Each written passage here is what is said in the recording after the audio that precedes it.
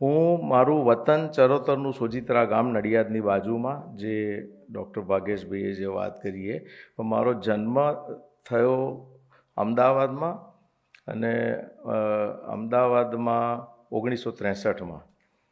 મારા father MD medicine એટલે physician નવા થયા હતા, અને મારા મધર હોમ મેકર હતા. અને બહુ મોડેસ્ટ મિડલ ક્લાસ લાઈફ અમારી હતી. કમનસીબે હું 5 વર્ષનો હતો અને મારી સિસ્ટર 6 મહિનાની હતી ત્યારે મારા માતૃશ્રીનું અવસાન થયું. અને ત્યાર પછી એ વખતે તો બહુ નાનો હતો, એટલે બીજી કંઈ ખ્યાલ ના આવે શું કરવાનું ને શું નહીં. પણ એ વખતે મારા ફાધરે એવો નિર્ણય લીધો કે આ છોકરાને જિંદગીમાં મારે આગળ લાવવો પડશે, અને એને આગળ લાવવો હોય તો મારે શિક્ષણ આપવું પડશે, અને અમુક રીતની તૈયારી કરવી પડશે. જીવનમાં શિસ્ત અને મજબૂત મગજથી અને શરીરથી બનાવવો પડે. અને એટલા માટે એમણે ફરીથી લગ્ન ન કરવાનો નિર્ણય કર્યો. અને હું મોસાળમાં મોટો થયો મારા નાના નાની અને મારા મામાઓ સાથે, એ અમદાવાદમાં જ. અને ફાધર એકલા રહે, હું ને મારી બહેન બંને મોસાળમાં મોટા થયા. તો શરૂઆતનો જે સમય હતો, શરૂઆતમાં જે મધરની ખોટ પડે અને જે છોકરાઓને તકલીફ થાય ને, એવી ફોર્ચ્યુનેટલી મને ના પડી, કારણ કે મારા નાના નાની ખૂબ પ્રેમાળ હતા અને મામાઓ મિત્ર જેવા હતા. હવે નાના બહુ પ્રેક્ટિકલ હતા, અને એમને એવું કે છોકરો રમવોય જોઈએ, મસ્તી બી કરવો જોઈએ અને ભણવો જોઈએ. અને ફાધરનું મગજ એક જ સાઈડે કે આને ભણાવવાનો છે, એ ખૂબ મારી પાછળ મહેનત કરે, ભણાવે, અને કહે કે ભણવા સિવાયનો જે સમય મળે ને એમાં કસરત કરવાની અને સૂવાનું, આ સિવાય કોઈ ચોથી એક્ટિવિટી ના હોવી જોઈએ. પણ નાના જુદી વાત કરે કે એવું બધું ના હોય, આપણે રખડવાનુંય ખરું, ફરવાનુંય ખરું, તોફાને કરવાનું, અને સામાન્ય છોકરા જે રીતે મોટા થાય એ રીતે મોટા થવાનું. હવે આ એક નાના બાળકને 2 વિરોધાભાસી પર્સનાલિટીઓની વચ્ચે મોટા થવાનું.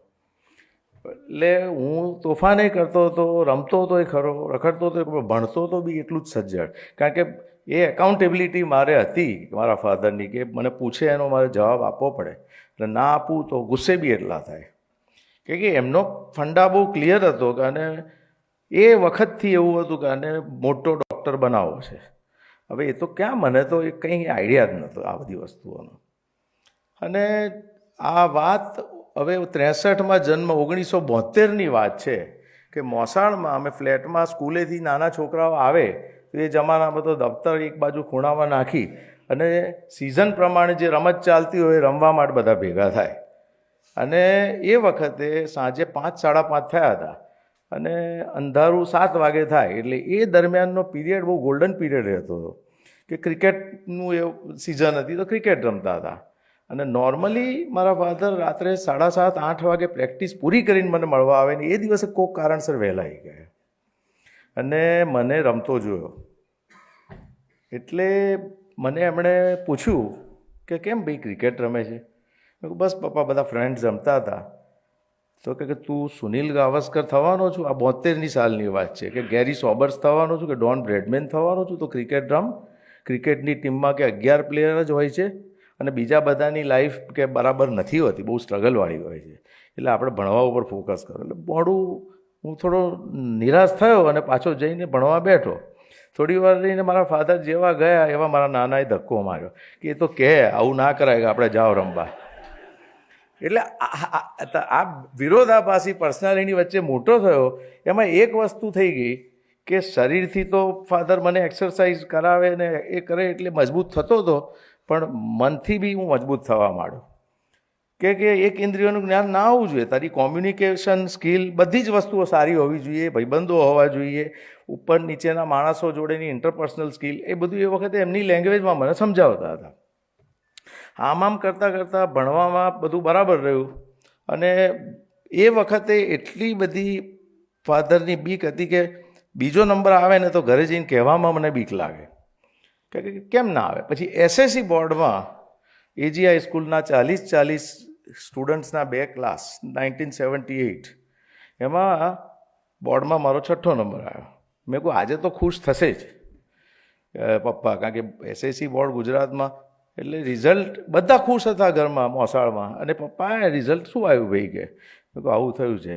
તો અડધી મિનિટ 1 મિનિટ કશું બોલ્યા નહીં, અને પછી મને કહ્યું કે ભાઈ પહેલા નંબરને 2 શિંગડા ને 1 પૂંછડી વધારાની હતી, આપણો પહેલો કેમ ના આવ્યો? એટલે એ વખત થોડું લાગ્યું ખરાબ. પછી મને એમ થયું કે બરાબર છે, એ સારા માટે કહે છે. અને મારા નાના કે એ ગયા પછી કે એ બધું સાંભળવાનું નહીં, આ બધું બરાબર જ છે કે આમ કરતાં કરતાં ચાલ્યું. 12મા ધોરણમાં મારે જે જોઈતું રિઝલ્ટ સારું આવ્યું, પણ મારે જે લેવલે જોઈતું હતું એ લેવલે ના આવ્યું કોઈક કારણસર. એક જ સબ્જેક્ટમાં કંઈક એ ઓછા માર્ક આવ્યા એમાં, પણ તોય બીજે મેડિકલમાં એડમિશન ને એ તો ઉપરના રેન્ક સાથે ગયો. એ પીરિયડ જે ચાલુ થયો 80ની સાલથી, એ આખો નેક્સ્ટ લેવલનો પીરિયડ પાછો ચાલુ થયો. એમાં 100ના 2 ક્લાસ હતા બીજે મેડિકલમાં, 200 સ્ટુડન્ટ, અને આખા ગુજરાતના દરેક અંતરિયાળ ગામમાંથી શહેરમાંથી બધેથી આવે. અને અમદાવાદ સિવાયના કોઈ છોકરાઓ સાથે મારું કોમ્યુનિકેશન હતું નહીં. એટલે એ આખું નેક્સ્ટ લેવલ જે ડેવલપમેન્ટ કહેવાય એ વખતે મને થયું કે ભાઈચારાની જે ભાવના કહેવાય, કેમરાડેરી, કે ભાઈ એટલા બધા lower middle class poor family, કે મને તો હું મોડેસ્ટ મિડલ ક્લાસનો હતો, મને એવું લાગતું હતું કે હું બહુ ધનવાન છું એમ, કે પરિસ્થિતિ એવી હતી કે મહિને બહુ જ મિનિમમ એક પોકેટ મની મળે એટલાય લોકો પાસે નહોતા. અને એમાં એક જે ભાઈબંધી અને જે આખી મિત્રતા બધા જોડે ડેવલપ થઈ, આગળ પાછળની બેચના અને બધા. અને ફોર્ચ્યુનેટલી મારી એ કોમ્યુનિકેશન સ્કિલ સારી હતી, અને લોકોને મદદ કરવાની વૃત્તિ બી બહુ સારી હતી. એટલે બહુ ઇઝીલી હું એક્સેપ્ટેબલ થઈ ગયો, આગળની ને પાછળની 3 બેચોમાં એક્સેપ્ટેબલ થઈ ગયો, અને લોકોને મારી સાથે મિત્રતા રાખવી ગમતી હતી. એ એક મોટું કામ મારે બીજે મેડિકલના જે 4.5 વર્ષ દરમિયાન થયું. ફાઇનલ MBBSમાં મારો ગુજરાત યુનિવર્સિટીમાં ફર્સ્ટ રેન્ક આવ્યો, 72.1% એ વખતે. એટલે એ વખતે મને એમ હતું કે આજે તો ફાધર બહુ ખુશ થશે. એટલે રિઝલ્ટ આપ્યું, કારણ કે એ વખતે 65, 66, 67% ફર્સ્ટ આવતો હતો, એ વખતે 72.1 આવ્યા હતા. મેં મહેનત બહુ કરી હતી, પણ ઈશ્વરની મહેરબાનીથી રિઝલ્ટય સરસ આવ્યું. પહેલું જ આમ રિઝલ્ટ જોઈ અને મને એવું કહ્યું કે કેમ આપણા ડિસ્ટિંક્શન કેમ ના આવ્યા 75. એટલે ફરીથી પાછી પહેલી વાત કે 2 શિંગડાને 1 પૂંછડી હોય કે ડિસ્ટિંક્શન આવે, અને એટલે આપણી મહેનત ખૂટે છે. કે કશો વાંધો નહીં, મેં સાંભળ્યું. પછી મને લાગ્યું કે બસ એ આખી જિંદગી મારે આ સાંભળવાનું જ છે, અને ફાધર બોલે તો સાંભળવું પડે, ચાલે.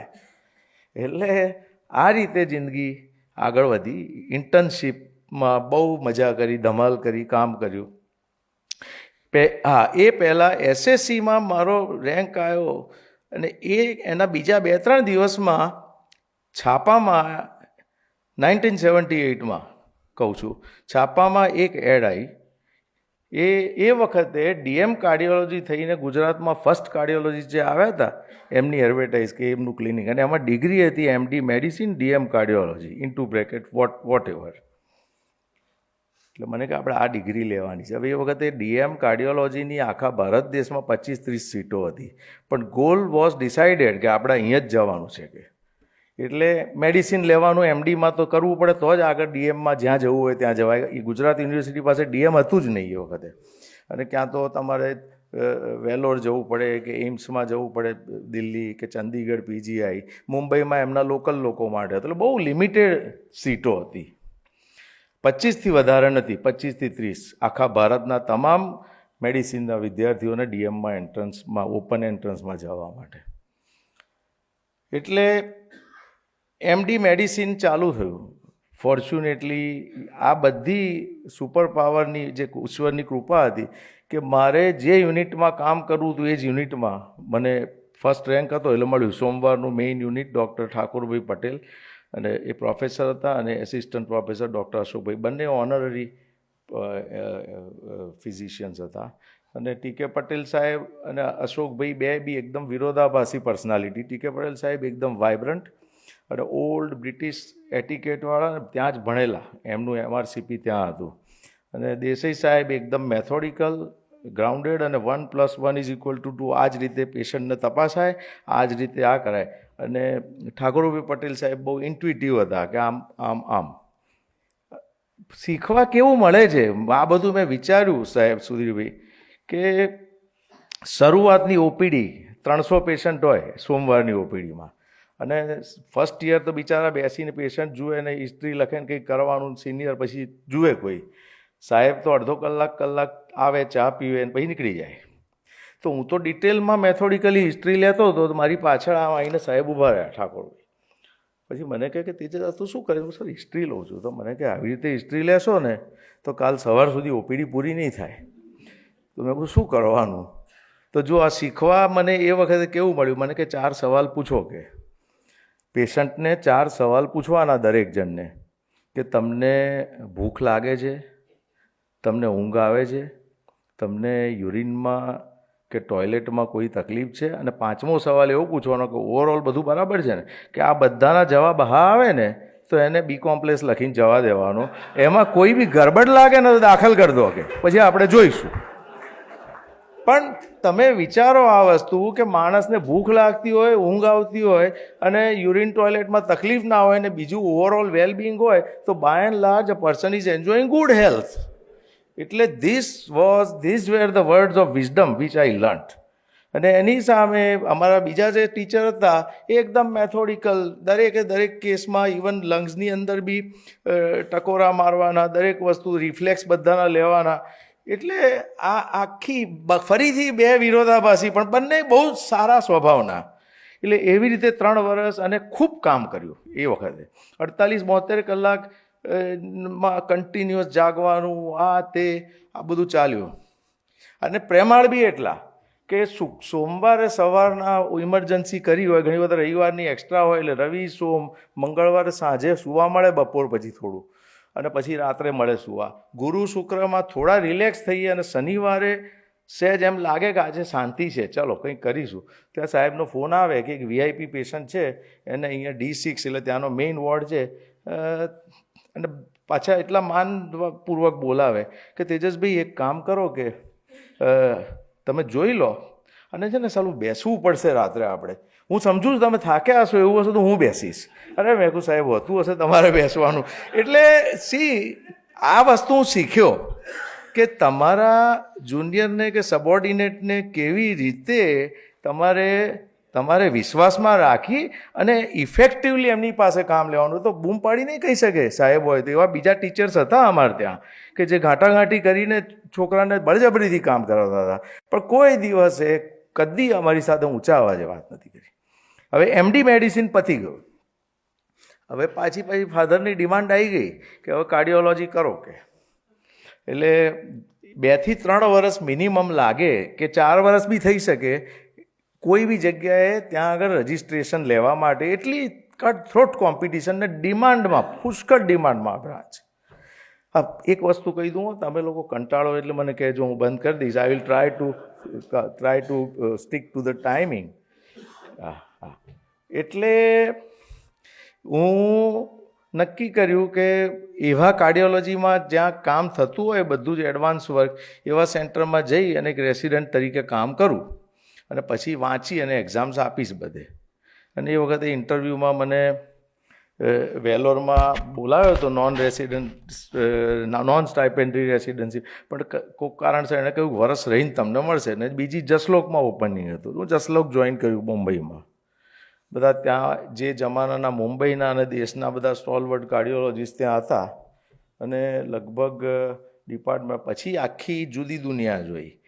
જે રીતનું બિહેવિયર હતું એનાથી કંઈક વિપરીત પ્રકારનું બિહેવિયર મુંબઈમાં. એ તો સાહેબે બી અનુભવેલું છે, સુધીરભાઈ, અમને ખ્યાલ છે કે આખું કમ્પ્લીટલી પ્રોફેશનલ એન્વાયરમેન્ટ, અને nobody cares for the other one. અને જુનિયરનું તો કોણ છે, શું કરે છે, એ કોઈ ચિંતા જ નહીં.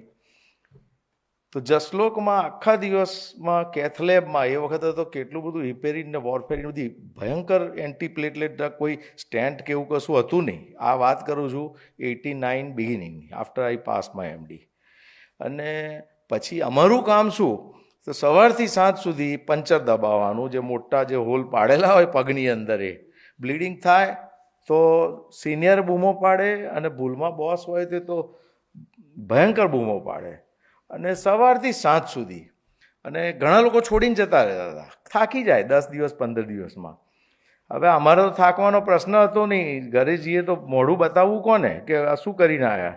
એટલે મેં કહું હવે અહીંયા આપણે આનંદ જ લેવાનો છે, એટલે પકડીને બેસી રહું. રાતના પાછી ડ્યુટી આવે આઈસીયુની, વાંચવાનું એ ડ્યુટીમાં અડધું ઊંઘ આવતી હોય, ઝોકા આવતા હોય, આમ તેમ કરીને ગમે તેમ કરીને લગભગ 4-5 મહિના જેવું થયું ત્યાં.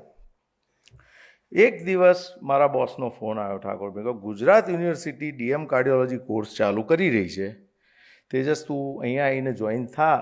મેં કહું એને એક્ઝામ્સ છે અને ઇન્ટરવ્યૂમાં હું બેસવાનો છું.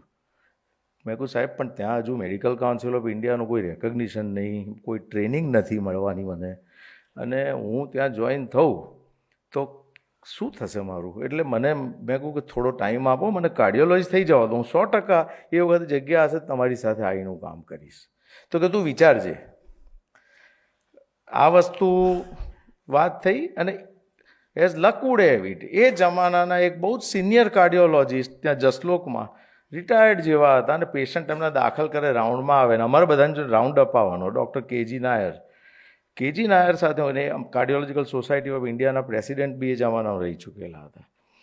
એટલે રાઉન્ડમાં મને કે Tejas what is your future plan? મેં કહું મારે ડીએમ કરવું છે અને I am preparing for the entrance, although I don't get adequate time to read, I don't know what to do.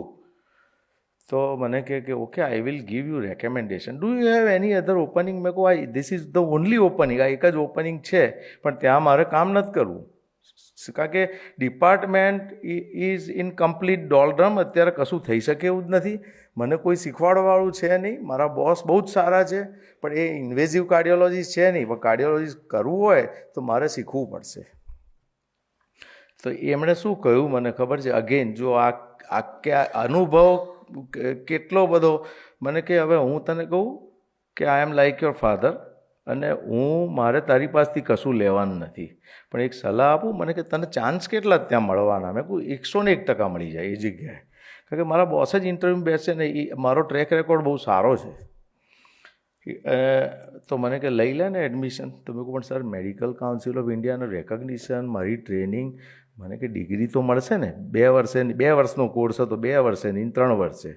તો તને ડિગ્રીના રજિસ્ટ્રેશનમાં 4 વર્ષ બગાડે છે, એના કરતાં ડિગ્રી લઈને ટેન્શન વગર 3-4 વર્ષ ક્યાંક કામ કર તો તારો વાંધો નહીં આવે. મેં કહું એમસીઆઈ રેકગ્નિશનનું શું? તો કે કોઈ પૂછતું નથી, દર્દી તું કામ કેવું કરે છે ને તું માણસ કેવો છું એ જ જોશે, કે કોઈ પૂછશે નહીં. હવે આ વસ્તુ મેં મારા ફાધરને કહીને તો મને કે બરાબર કહે છે, કે એની વાત ખોટી નથી. અને આ આપણું ડિગ્રી હાથમાં જલ્દી આવી જાય તો એ વખતે એમણે કહ્યું કે bird in hand is worth 2 in bushes, એટલે કે તું આવી જા કે તું. એટલે હું પછી પાછો આવ્યો અને અહીંયા ડીએમ મેં જોઈન કર્યું 1989 મિડ પાર્ટમાં. 1989 મિડ પાર્ટમાં મેં ડીએમ જોઈન કર્યું. અને ડીએમમાં સાહેબ તો નોન ઇન્વેઝિવ હતા, અને એ બેઝિકલી કાર્ડિયોલોજીસ્ટ નહોતા, પણ because of his seniority he was heading the department. અને નીચે એક assistant professor doctor Shyamsundar Kothari, મારા બહુ રિસ્પેક્ટેડ ટીચર છે, એ all India institute pass out હતા, અને પછી વેલોર, ત્રિવેન્દ્રમ બધે કામ કરીને આવેલા, અને કોઈ જગ્યાએ 2-3 વર્ષમાં એ નીકળી જતા હતા ફોર વોટ એવર રીઝન. અને અતિશય સુપર બ્રિલિયન્ટ ડૉક્ટર, અને એમણે મને ક્લિનિકલ શીખવાડવાનું ચાલુ કર્યું. જે કાર્ડિયોલોજીનું જે સ્ટેથોસ્કોપ કાર્ડિયોલોજીનું તમામ knowledge I owe everything to him. અને ખૂબ આમ કડક સ્વભાવ ને આમ ઢીલો સ્વભાવ, મોઢું એવું બગાડે કે તમને એમ થાય કે આ ફરીથી આ મિસ્ટેક ના કરાય, પણ કોઈ દાડો શાઉટ ના કરે. એટલે આ આખું એક જુદું વ્યક્તિત્વ એની સાથે કામ કરવાનું. અને આમ તેમ કરતાં ચાલ્યું, અને 24ની જગ્યાએ 16મા મહિને મને એક્ઝામમાં એપિયર કરવામાં આવ્યો. અમે 3 જણ હતા, કોઈક કારણસર ગુજરાત યુનિવર્સિટીના whatever were the issue, અને 6 એક્ઝામિનરો બધા એક્સટર્નલ એની સામે મૂક્યા, અને I failed miserably in the exam. એ વખતે 1990માં મારા સોનાલી સાથે મેરેજ થયા, એ વખતે એણે ઓપ્થેલ્મોમાં લીધું હતું, કરતા હતા, અને હું ફેલ થયો. આઈ ડિઝર્વ ટુ ફેલ, કારણ કે મારી તૈયારી બહુ ઇનએડિક્વેટ હતી, પણ જિંદગીમાં ફેલ નહોતો થયો, અને પહેલી વખત ફેલ થયો. એટલે એટલી સમજણ પડી ગઈ કે ફેલ તો આપણે થઈ શકીએ છીએ, અને આ તો પરીક્ષા છે. જિંદગીમાં ગમે ત્યારે ગમે તે ટાસ્કમાં ફેલ થઈ શકાય છે. એટલે 24 કલાક 48 કલાક થોડુંક મન થોડું એવું રહ્યું, પણ પાછો આઈ બાઉન્સ બેક. અને પછી કોઠારી સાહેબે બી છોડીને પાછા ઓલ ઇન્ડિયા ઇન્સ્ટિટ્યૂટમાં ગયા. એટલે મેં સાહેબને કહ્યું, ઠાકોરભાઈ પટેલને, કે મેં કહું સાહેબ સેકન્ડ એક્ઝામ આવે એ પહેલાંનો આ 3-4 મહિનાનો પીરિયડ છે ને, હું ત્યાં જઈ આવું? તો કે જઈ આવો. સાહેબે એમના ઘરે મને રાખ્યો, અને રોજ સવારના જવું 7 વાગે, એમની સાથે 8 વાગે, રાત્રે 8 વાગે આવું. ત્યાં આગળ એમના ક્લાસીસ હોય, રાઉન્ડ હોય, બધું એટેન્ડ કરું, વાંચું. પછી મારી તૈયારી એક લેવલે આવી ગઈ.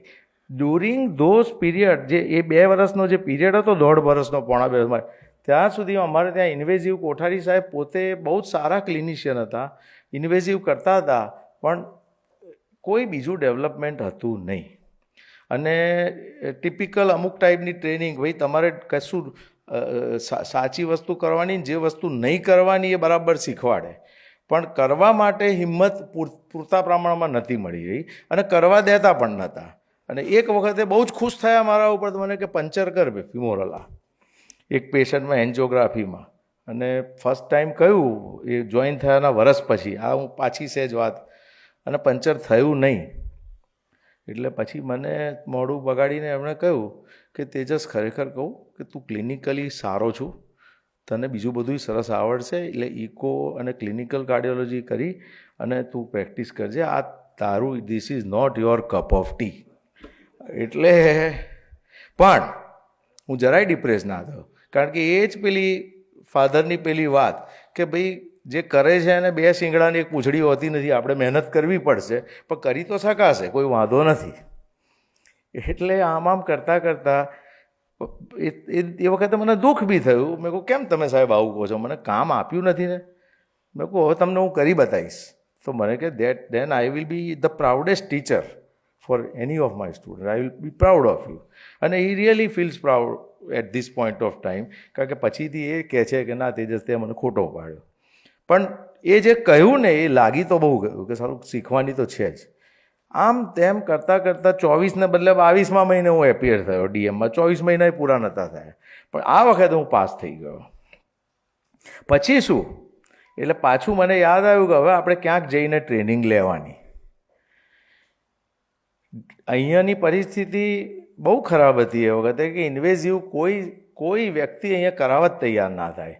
અને બિલકુલ અંતરિયાળ ગામના કોઈ ગરીબ માણસ બિચારો રડ્યો ખડ્યો કશે જઈ શકે એવો ના હોય ને, એ ત્યાં સિવિલનું જે ઇન્સ્ટિટ્યૂટ ઓફ કાર્ડિયોલોજી હતું 2 એમાં વિંગમાં, એમાં આવે અને સાહેબ કામ કરે, નાનું મોટું બહુ જ બેઝિક લેવલનું હોય. હવે કરવું શું? એટલે સાહેબને મેં કહ્યું, સાહેબ મને કે તું એસિસ્ટન્ટ પ્રોફેસર થઈ જાય હવે અહીંયા, કે પણ મેં કહ્યું થઈને શું કરીશું? તો કે તો ડેવલપ તો થશે. હવે એ વખતે સાહેબના જે એ વખતના જે ચીફ મિનિસ્ટર હતા એ ઠાકોરભાઈ પટેલના બહુ અંગત મિત્ર હતા, સ્વર્ગસ્થ શ્રી ચીમનભાઈ પટેલ. એટલે મેં કહું સાહેબ તમે, તમારા મિત્ર છે ચીફ મિનિસ્ટર સાહેબ, એમને કહીને એક વિઝિટિંગ પ્રોફેસરશીપનો પ્રોગ્રામ ચાલુ કરાવો ને, હું અહીં મહેનત કરીશ, હું જોઈન થઉં એસિસ્ટન્ટ પ્રોફેસર તરીકે, મહેનત કરીશ, અને પછી હું કેસીસ ભેગા કરીશ. આપણે જે ઓથોરિટીઝ ઇન્ડિયાના છે ને એ લોકોને ઓફર કરો કે ભાઈ we give you this title, અને તમે આવીને અમને હેલ્પ કરો. એગ્રી થઈ ગયા. એટલે first time doctor Satyavan Sharma Nair, તમે સાહેબ જાણતા હશો, નાયરના એ હેડ હતા કાઢ્યા, બહુ સીધા સાદા અને અતિશય કડક સ્વભાવના માણસ, સોફ્ટ દેખાતા બહુ કડક માણસ. એ આવ્યા, બહુ જ મહેનત, 15 દિવસ બાકી હતા, બહુ જ મહેનત કરીને મેં 35 એન્જિયોગ્રાફીના કેસ લગાવ્યા હતા એ વખતે.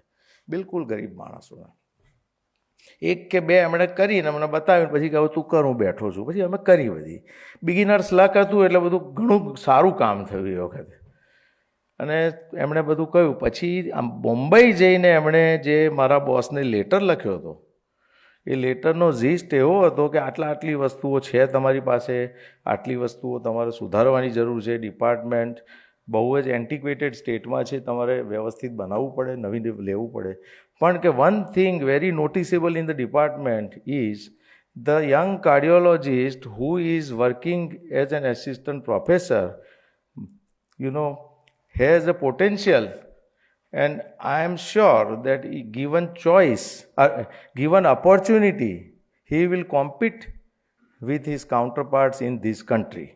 એટલે મને સાહેબે લેટર વંચાવ્યો. મેં કહ્યું સાહેબ સારું જ લખે ને આ લોકો તો, કે આ માણસ એવો નથી, કે આ માણસ તું બરાબર ના હોય તો નથી, કરો મહેનત, કે બરાબર ગાડી પાટા ઉપર જઈ રહી છે. અને એ હજુ મેં લેટરની કોપી સાચવી રાખી છે. અને હજુ મને શર્મા સાહેબ મળે તો હું પગે લાગું છું ને એમને હું કહું છું કે સાહેબ તમે આ વાત આગળ ચાલી. ગિરિનાથ, ડૉક્ટર ગિરિનાથ ને ડૉક્ટર મેથ્યુ, બે બહુ મોટા નામ એ વખતે આખા ભારતમાં, એ એગ્રી થયા. ચિમનભાઈએ સીધો પીસી રેડ્ડીને ફોન કરીને એગ્રી કર્યા. એટલે એ વખતે જે અમારા કાઉન્ટરપાર્ટ સર્જરીમાં હતા ડૉક્ટર સુકુમાર મહેતાને, એ લોકોને બાયપાસ માટે ત્યાં પેશન્ટ આવે અને તૈયાર કરવાનું કહ્યું. અને એમની સાથે એમનો એક સ્ટુડન્ટ અત્યારે જે અનિલ છે, અનિલ જૈન, એ જોઈન થયો હતો. અને અમારી સાઈડે ડૉક્ટર મેથ્યુ કે એન્જિયોપ્લાસ્ટી શીખવાડવા માટે. આ વાત છે 1992ની. મારી એસિસ્ટન્ટ પ્રોફેસરનું 1 વર્ષે પૂરું નહોતું થયું. એન્જિયોગ્રાફીઓ 200-300 કરી નાખી હતી, પણ એન્જિયોપ્લાસ્ટીનો કોઈ અનુભવ નહીં. એટલે થોડા ઘણા સાધનો ગવર્મેન્ટમાંથી સેન્કશન કરાયા. પહેલી વખતે આવ્યા ત્યારે 2 સર્જરી થઈ બાયપાસ, અને લગભગ 4 એન્જિયોપ્લાસ્ટીના કેસ થયા. મેથ્યુ સાહેબે થોડું ઘણું શીખવાડ્યું અને કહ્યું કે આ રીતે કરવાનું, આમ તેમ. બીજી વખતે 2 મહિના રહીને આવ્યા ત્યારે બીજા 3 કેસ થયા. હવે પછી ત્રીજી વખતે એ જ વર્ષે ડિસેમ્બર મહિનામાં આવ્યા તો ગિરિનાથ સાહેબ એકલા આવ્યા અને મેથ્યુ સાહેબ ના આવ્યા. એમને કોઈ કારણસર ના આવે. મેં 3 પેશન્ટ લાઇનઅપ કરેલા હતા એન્જિયોપ્લાસ્ટીના. હવે શું કરવાનું? એટલે સાહેબને મેં કહ્યું સાહેબ આ છે તો કે આપણે નહીં કરવાના, કશો વાંધો નહીં, કે તમે એકલા કશું કરતા નહીં, કારણ કે ફસાઈ જવાય, કંઈક થાય તો તરત જ લોકો ચડી જશે આપણા ઉપર. અને બહુ એ વખતે વોલેટર અને છાપ એવી ઊભી કરવામાં આવતી હતી કે આ લોકો તો અખતરા જ કરે છે, કશું કરતા જ નથી.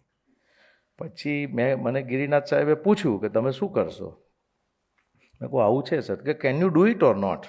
મેં કહું I have never done it, I have assisted 7 cases but I know the method, but how can I do that? તો કે ચલો આપણે 3 પેશન્ટની પાસે જઈએ. અને પહેલા પેશન્ટ હતા ભવાનભાઈ કરીને, તળાલાના, મને બરાબર યાદ છે. ભવાનભાઈ જીવ્યા ત્યાં સુધી મારા પેશન્ટ રહ્યા 2018 સુધી, 1992થી. એ પ્રાથમિક સ્કૂલનો શિક્ષક હતો અને proximal LAD 99%, extremely unstable patient. એક સ્ટેન્ટ, એ બલૂન જ હતું, એ વખતે સ્ટેન્ટ હતા પણ નહીં, એને એલએડીમાં બલૂન કરવાની જરૂર હતી. એટલે મેં કહ્યું ભવાનભાઈ આવું થયું છે અને ડૉક્ટર મેથ્યુ આવ્યા નથી, અને એની સાથે બીજા 2 પેશન્ટ બી હતા લાઇનમાં. એટલે હવે શું કરવાનું? એ ગિરિનાથ સાહેબે કહ્યું કે ये डॉक्टर कर देगा आपका काम. હા, તો કે કરને દો સાહેબ, મને વાંધો જ નથી, આમે હું મરી જઈશ, કે તમે ટ્રાય કરો, કે મને જે દુખાવો થાય એ સહન થતો જ નથી, કે એટલે હું એમને મેં મરી જવાનો છું, તમે ટ્રાય કરો. એ ગિરિનાથ કે ऐसा नहीं, वो कुछ गड़बड़ होगा तो मैं प्रॉमिस करता हूँ कि मैं बाईपास कर दूंगा आपका, चिंता मत करो इमरजेंसी में. એટલે આ છે ને, કોઈ ઉભરતા કાર્ડિયોલોજિસ્ટને ભારત દેશમાં કોઈ કાર્ડિયાક સર્જને આ રીતે હાથ પકડ્યો હોય ને, એ ઇતિહાસનો પહેલો ને છેલ્લો કિસ્સો છે. હા, પહેલોય નહીં, પહેલો ને છેલ્લો કિસ્સો છે. અને આ બધું તરકટ ચાલતું હતું ને તો બીજા 2 પેશન્ટ કે અમારે કરાવી, જે થવું હોય થાય, કે સાહેબ કરી નાખો, કે અમારે સહન નથી થતું. એટલે આ બધું જે ચાલ્યું એમાં ધીરે એ 3 કેસ સક્સેસફુલ રહ્યા. એટલે અગેન ગોડ્સ ગ્રેસ અને બિગિનર્સ લક, આ 2 વસ્તુ ભેગી થઈ. સાંજે એમણે ઠાકોરભાઈને કન્વિન્સ કરી અને પ્રેસ કોન્ફરન્સ કરીને, ગિરિનાથ સાહેબનું નામ હોય એટલે પ્રેસ ફૂલ હતું, અને એમણે જાહેર કર્યું कि this is a beginning of new era, कि बस अभी ये मुझे लगता है कि थोड़े टाइम के बाद किसी को मुंबई या चेन्नई आने की, मद्रास आने की ज़रूरत नहीं पड़ेगी, यहाँ हो जाएगा कि धीरे धीरे. આ બધું થયું. પછી જાતે એન્જિયોપ્લાસ્ટી ધીરે ધીરે ચાલુ કરી. સાધનો બહુ જ ઓછા, એ વખતે સ્ટરીલાઇઝ કરીને વાપરવા પડે, આવડતે ઓછી, અનુભવ બી ઓછો. નેક્સ્ટ ટાઈમ ગિરિનાથ સાહેબ આવ્યા 93માં મને લાગે છે, ત્યારે મને પૂછ્યું કે તું what have you planned four further training, America તેરે કો નહીં જાના હૈ? મેં કહ્યું સાહેબ અમેરિકા જવાના પૈસાય નથી અને કોઈ કોન્ટેક્ટ એ નથી, કોઈ સ્પોન્સરશીપ એ નથી. તો કે ઉસકી ચિંતા મત કરો. હવે એમણે આ વાત થઈને બીજા 2 મહિનામાં પાછા આવ્યા. કેટલા કેસ તે કર્યા છે એન્જિયોપ્લાસ્ટીના? તો મેં કહું મારે 30 કેસ થયા છે, 30-35. તો કે ઓકે, કે માય ફ્રેન્ડ ડૉક્ટર અશોકન, મારો એમનો ઓલ ઇન્ડિયા ઇન્સ્ટિટ્યૂટનો કન્ટેમ્પરરી હતો. He was one of the top cardiologist in New Jersey. Saint Joseph's institute પેટરસનનો ચીફ હતો, પ્રોફેસર. કે I have a sponsor letter for you. Okay. અને કે સાંજે તું કે શાલીનમાં આવી જજે. એ વખતે Shalin sweet was the only good place એને કામા. હા, એટલે મારે તારી સાથે વાત કરવી છે. પણ મેં કહું સાહેબ જઈશ કેવી રીતે હું? ગયો તો એ કવરની અંદર પૈસા આપ્યા. મેં કહું આ નહીં લઉં સાહેબ, આ જવા દો. તો કે ના પાડવાની જ નથી તારે, એ ટિકિટના પૈસા છે. અને પછી હું ગયો. હજુ સુધી એ મેં વાપર્યા નથી, મૂકી રાખેલા છે. હા. પછી ત્યાં ગયા પછી બીજી નેક્સ્ટ લેવલ મુશ્કેલી હતી. અમેરિકા આ ટ્રેનિંગ હતી મારી 4 મહિનાની. ત્યાં નેક્સ્ટ લેવલ મુશ્કેલી એ હતી કે રહેવું ક્યાં. તો એ પ્રોબ્લેમ તો સોલ્વ થઈ ગયો કે આ જગ્યા પેટરસનની નજીક પરામસ ટાઉન છે ન્યૂ જર્સીમાં. અને ત્યાં મારા ફાધર જે જગ્યાએ રેન્ટ પર રહેતા હતા એકદમ એમના સન જેવા હતા. એમના બધા દીકરાઓ એટલે મારા ફાધરના બ્રધર્સ જેવા અને મારા અંકલ જેવા, બધું કુટુંબ એક સાથે રહે. અને અમારા ચરોતરના જ પટેલ અને અરશદભાઈ, પિયુષભાઈ, આ બધાએ મને કહ્યું કે ભાઈ આપણા ઘરે આવી જાઓ. કે મેં કહું જાઓ આવવાનું કે અમે મેનેજ કરી દઈશું કે બધું. અને એવી રીતે એ મારું ત્યાં ગોઠવાયું. હું મળવા ગયો શુક્રવારે સવારે અશોકનને, ડૉક્ટર અશોકનને, કે મેં કહું સર આ. તો કે ઓકે, હવે જુઓ કે there are 40 cardiologist in the system અને આ બધી 4-5 કેથ લેબ છે. પણ out of them one guy can teach you, Roger quality. અને he is extraordinary but I don't get along well with him. મારે એની જોડે ફાવતું નથી અને I am on verge of retirement અને હું બહુ કામ કરતો નથી. એટલે કે I will introduce you to him અને it is up to him and you to strike the balance. If you can convince him then you can learn a lot. So એને મળવા લઈ ગયા. તો એને કહ્યું કે ભાઈ Roger, he has come from this place from India અને which serves a lot of economically challenged patients and he has come to learn this and I will be obliged and happy if you train him. એટલે કશું બોલ્યા વગર મોનોસિલેબલમાં જવાબ આવ્યો કે મંડે morning 8 o'clock he should report to me in the cath lab. એટલે હું તો ખુશ થઈ ગયો કે આપણું કામ થઈ જશે. પાછી નેક્સ્ટ લેવલ મુશ્કેલી અમે ચાલુ કર્યું. સોમવાર સવારે 8 વાગે મારા અંકલ મૂકી ગયા ત્યાં અને આવો કે જોઈન. પેલો એ વખત તો ગાઉન બી અત્યારે છે એના કરતાં ડબલ ભારવાળા ગાઉન અને બધું પહેરીને ઊભા રહેવાનું. એ અઠવાડિયામાં 5 દિવસ કેથ લેબમાં હોય, સવારે 8 વાગ્યાથી સાંજે 6-7 વાગ્યા સુધી. Very limited time he use to give to his office and to see the patient. અહીંયા આવી જ રીતે કામ કર્યા કરે. એટલું મોટું એનું ક્રાઉડ અને આખા અમેરિકામાંથી એનું ક્લાઉડ હતું એટલે બધા પેશન્ટો કોમ્પ્લિકેટેડ રિફર થાય. સવારથી સાંજ સુધી મેં એમને 25-30 વખત સવાલ પૂછવાનો ટ્રાય કર્યો હતો કે just observe, don't ask me anything. અને હું તો ઊભો રહ્યો. પછી સાંજે 7 વાગે બધું પત્યું એટલે આઈ વિશ્ડ હિમ પણ હી ડિડન્ટ રિસ્પોન્ડ મચ અને હી વેન્ટ અવે. તો ઘરે ગયા એટલે અમારા અંકલ આંટી બધા મેં કહ્યું બહુ સરસ રહ્યું આજે, કોઈ વાંધો નથી, શીખી જવાશે. પછી મંગળવાર સેમ સિરસ્તો, બુધવાર. તમે સમજો કે ઘણા ખરા લોકો તૂટી ગયા હોત પણ આ જે નાનપણથી જે મગજ મજબૂત રાખવાની અને શરીર મજબૂત રાખવાની ટ્રેનિંગ હતી એના લીધે હું ઊભો રહ્યો. આ શુક્રવાર સુધી આ નાટક ચાલ્યું. શુક્રવાર સાંજે 5 વાગે મેં નક્કી કરી દીધું હતું કે 4 મહિના આપણે અહીંયા રહેવાનું જ છે તો કંઈની સારી વસ્તુઓ જોઈને તો જઈશું, બીજું શીખીએ કે ના શીખીએ શું ફેર પડે જોઈશું પછી જે તકદીરમાં હશે. શુક્રવાર સાંજે એમણે મને કહ્યું કે ભાઈ you come to my office. ત્યાં એમની હોસ્પિટલમાં એક ઓફિસ હતી. મને કહે કે it seems that you are interested and next week onwards I will open up with you and I will teach you every single tricks of this skill which I have taught only to my junior partner જે એનો હતો American. એને બીજા કોઈને મેં શીખવાડી નથી because નો બડી was deserving but I think you have shown genuine interest. પછી મારી ખરેખર ટ્રેનિંગ ચાલે. એ જમાનામાં એટલું બધું સરસ શીખવાડ્યું મને, એટલું બધું, દરેકે દરેક નાની મોટી પ્રિમિટિવ ઇન્સ્ટ્રુમેન્ટથી કોમ્પ્લિકેટેડ કેસ કેવી રીતે કરવા, આ તે સતત 3-4 મહિના સુધી આ ચાલ્યું. એમાં વચ્ચે પાછું એક લાઈફ લેસન મને શીખવા મળ્યું જે હજુ મને કામ લાગે છે, કે એક ડાયરેક્શનલ એથ્રેક્ટોમી નામની નવી પ્રોસિજર હતી. એ પ્રોસિજર ઇન્ટ્રોડ્યુસ અમેરિકામાં જે અમુક માણસોએ કરી એમાં એક એ હતા. એટલે એમણે ત્યાં આગળ પ્રેસ કોન્ફરન્સ રાખી હોસ્પિટલે. એટલે મને કે you come and see how I deal with American journalist. એટલે બધા હતા, થોડા લેડી જર્નાલિસ્ટ હતા, થોડા મેલ જેન્ટલમેન, અને એને બધા ટેકનિકલ સવાલોના તો બહુ જ સરસ જવાબ આપ્યા. અને પછી છેલ્લે એક લેડી જર્નાલિસ્ટે એકદમ આઉટ ઓફ બ્લુ એવો સવાલ પૂછ્યો કે do you believe in God doctor quality? તો કે why not, I believe in super power. તો કે what do you ask for your patients from super power? હવે આનો જવાબ શું હોય કે બધા મારા પેશન્ટ સારા થઈ જાય, કોઈને તકલીફ ના પડે, કોઈ આપણને એ ના કરે, ને બધા આપણને કોઈ ગાળ ના બોલે, એવી રીતે સરસ થઈને જવા જોઈએ.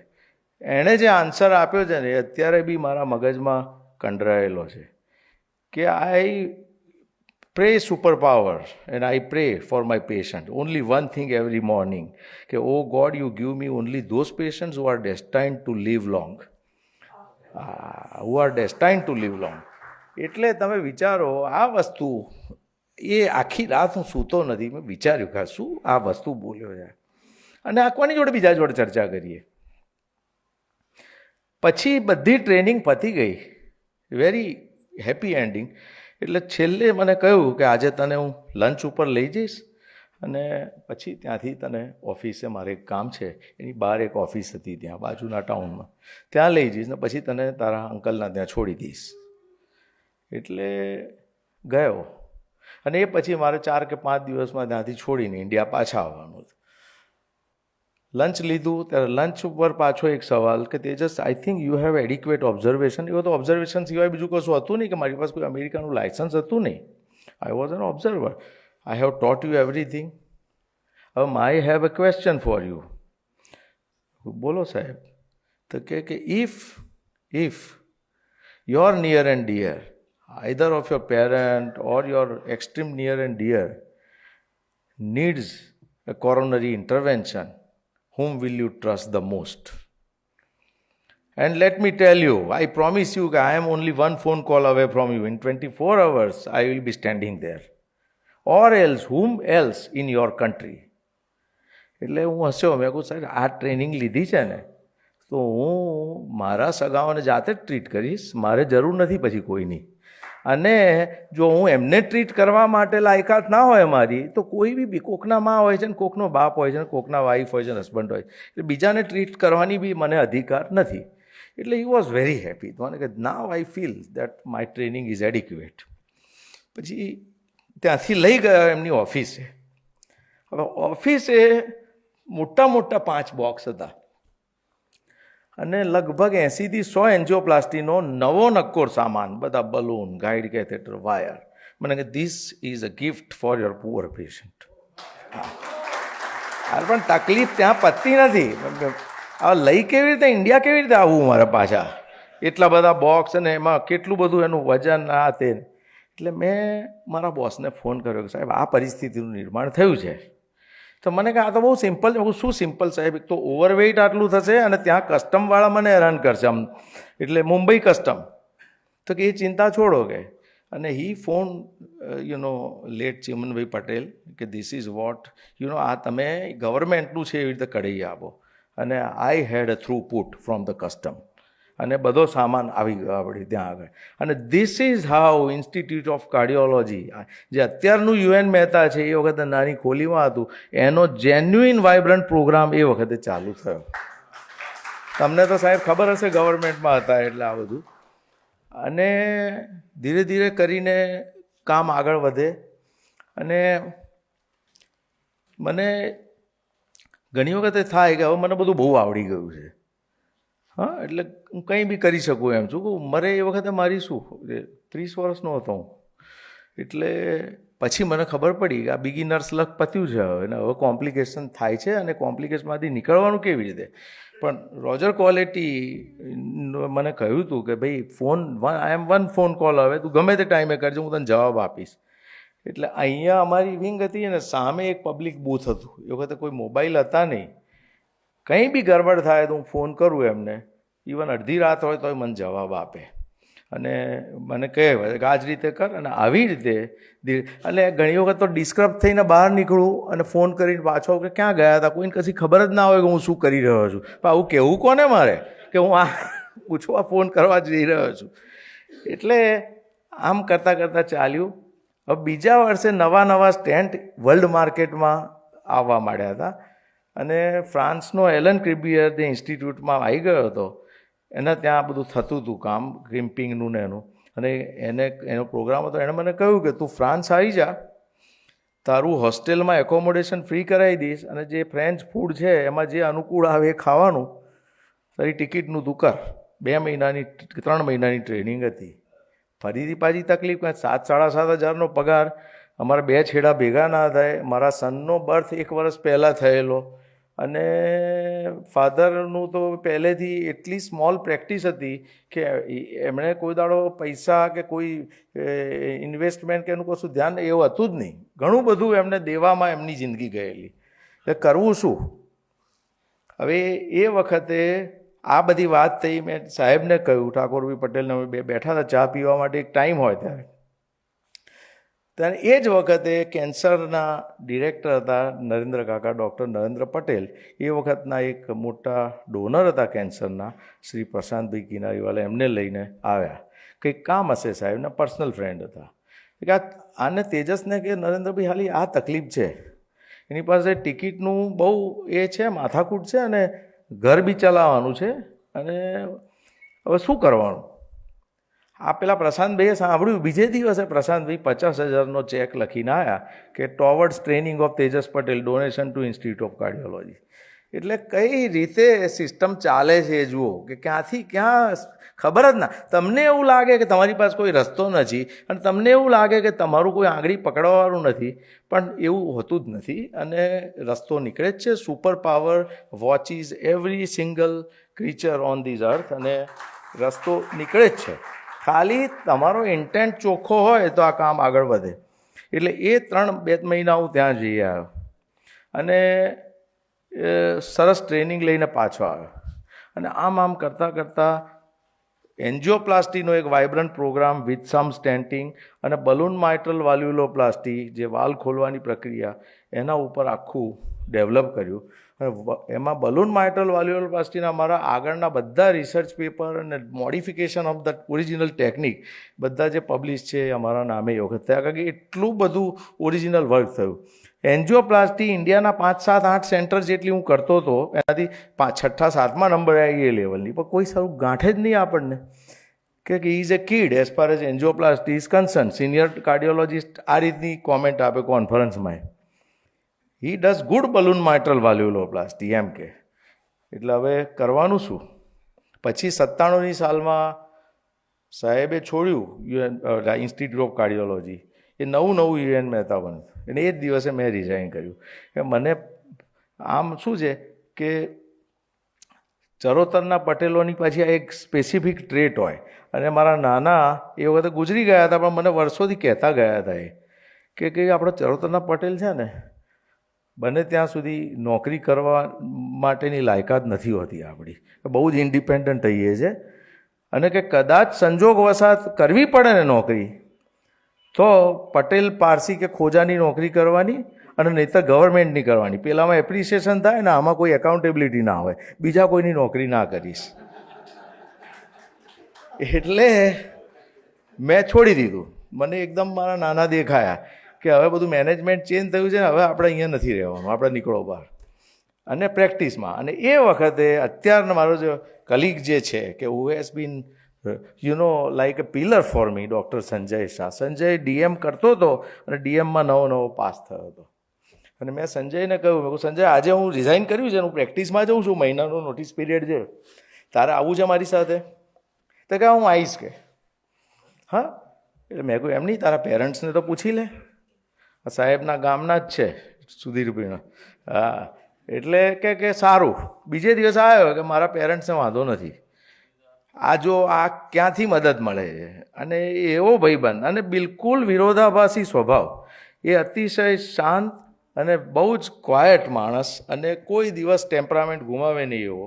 અને હું એ વખતે ખાસો વોલેટાઇલ અને જલ્દી પ્રોવોક થઈ જતો વ્યક્તિ હતો. અને અમારા બેની મિયા મહાજનની જોડીએ ચાલુ કર્યું પ્રાઇવેટ પ્રેક્ટિસ. એ વખતે એક જ હોસ્પિટલ અમદાવાદમાંથી જ્યાં કેથલેબ હતી પ્રાઇવેટમાં, ત્યાંનું એક નેક્સ્ટ લેવલ પોલિટિક્સ, એમાં ધીરે ધીરે ઘૂસ્યા. શરૂઆતમાં સ્લોટ ના મળે કે બધા સિનિયર કાર્ડિયોલોજિસ્ટ જે પ્રેક્ટિસમાં હતા એ લોકો બધા લઈ લે. એક કેસ કે બે કેસ હોય અને બીજા 4 કલાક ખાલી. અને અમારે 10-10, 15-15 કેસ થઈ જતા હતા એ વખતે. અઠવાડિયામાં 2 સ્લોટ 9 થી 1 ના આપે, હવે કેવી રીતે કરવા? એટલે એમાં પાછો નવો એક મૌલિક વિચાર મને આવ્યો કે આપણે પ્રીપોન કરો લિસ્ટ. તો પ્રીપોન કેવી રીતે કરાય? તો પહેલાં કેથલેબના સ્ટાફને મેં સાધ્યા કે ભાઈ તમારે સવારના વહેલા આવવું પડે. તો કે સાહેબ ઓવરટાઈમ મળતો નથી. મેં કહું એ વી વિલ લુક આફ્ટર. ને મેનેજમેન્ટને હું કહીશ. મેં કહું મેનેજમેન્ટમાં મેં વાત કરી ચેરમેનને કે ભાઈ અમે તો કલાકના આટલા જ આપીશું, પછી રહેતા હોય તો રહો. મેં કહું તમને વાંધો છે સાહેબ? હું પૈસા એમને એક્સ્ટ્રા આપું ને એમને ખુશ રાખું, મારે વહેલા કામ. એવી રીતે સવારે 5 વાગે લિસ્ટ ચાલુ કરતા હતા. એક વખત તો મને યાદ છે કે મેન સંજયે સવારે 3:30 ચાલુ કર્યું હતું. 36 પ્રોસિજર હતી અને બપોર 2 વાગે પતાવીને નીકળી ગયા હતા. એટલે આવી બધી પરિસ્થિતિઓ ચાલે. અને પેશન્ટ બધા 10 માળમાં એક પ્લાસ્ટિક સર્જરીમાં હોય, ભલું હોય તો ઓબ્સ્ટેટ્રિક જ્યાં ડિલિવરી થતી હોય એની બાજુમાં અમારા સાઈડની રૂમ હોય, એમાંય અમારું પેશન્ટ હોય. એ બધા ઉપર નીચે આમ તેમ કરીને પણ ચાલ્યું.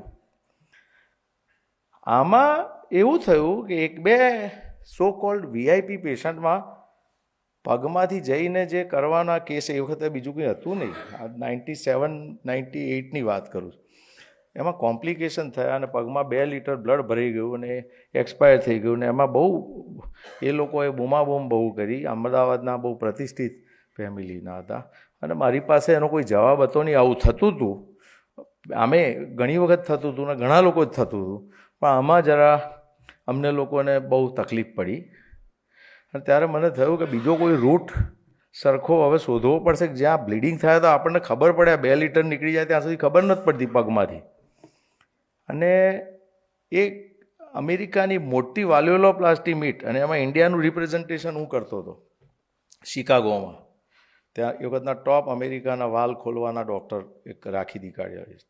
અને ત્યાં આગળ મારે જવાનું થયું ઇન્ડિયાના રિપ્રેઝેન્ટેટિવ. મારું પ્રેઝન્ટેશન હતું અને એશિયામાંથી 3 જણ હતા જેણે માઇટ્રલ બલૂનનું જે બલૂન શોધ્યું હતું, એ સર્જન ડૉક્ટર ઇનોએ ફ્રોમ જાપાન અને એમના મિત્ર ડૉક્ટર શિગેરુ સાઇટો કાર્ડિયોલોજિસ્ટ.